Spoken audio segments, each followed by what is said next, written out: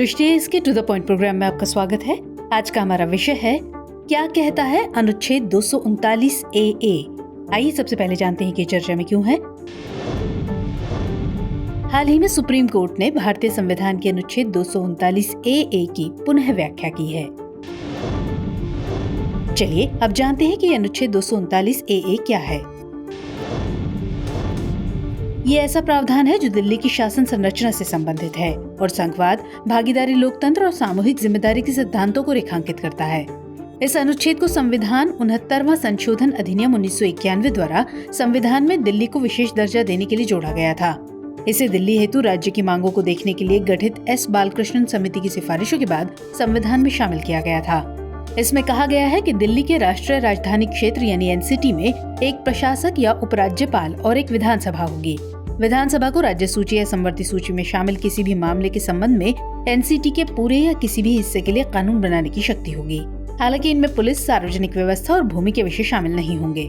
अनुच्छेद 239 AA उपराज्यपाल यानी लेफ्टिनेंट गवर्नर को मंत्रिपरिषद के साथ किसी भी मामले पर मतभेद होने पर उस मामले को राष्ट्रपति को संदर्भित करने का अधिकार देता है। अनुच्छेद 239 AA ये भी कहता है कि लेफ्टिनेंट गवर्नर या LG को या तो मंत्रिपरिषद की सहायता और सलाह पर काम करना होता है या वो राष्ट्रपति द्वारा उसके संदर्भ में लिए गए निर्णय को लागू करने के लिए बाध्य है।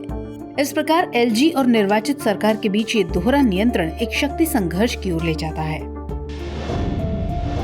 चलिए अब इससे जुड़ी न्यायिक टिप्पणी पर नजर डालते हैं। भारत के सुप्रीम कोर्ट ने विभिन्न मामलों में अनुच्छेद 239 AA पर टिप्पणी की है। सुप्रीम कोर्ट ने कहा है कि उपराज्यपाल सार्वजनिक व्यवस्था, पुलिस और भूमि के अलावा अन्य सेवाओं पर दिल्ली सरकार के निर्णय से बंधे होंगे।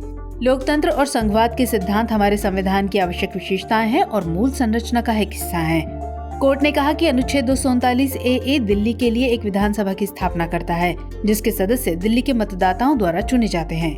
यदि लोकतांत्रिक रूप से चुनी गई सरकार को अधिकारियों को नियंत्रित करने की शक्ति नहीं दी जाती है तो ऐसी स्थिति में जवाबदेही का सिद्धांत कमजोर हो जाएगा।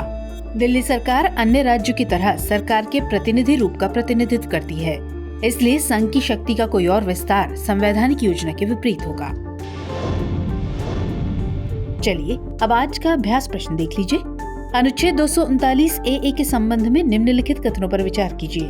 पहला, इसे संविधान 69वां संशोधन अधिनियम 1991 द्वारा दिल्ली को विशेष दर्जा देने के लिए संविधान में डाला गया था।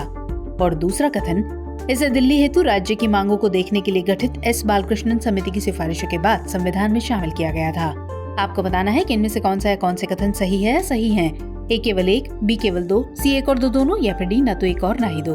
तो सवाल का जवाब कमेंट सेक्शन में जरूर दीजिएगा। मुलाकात होगी अगले एपिसोड में, तब तक के लिए जय हिंद।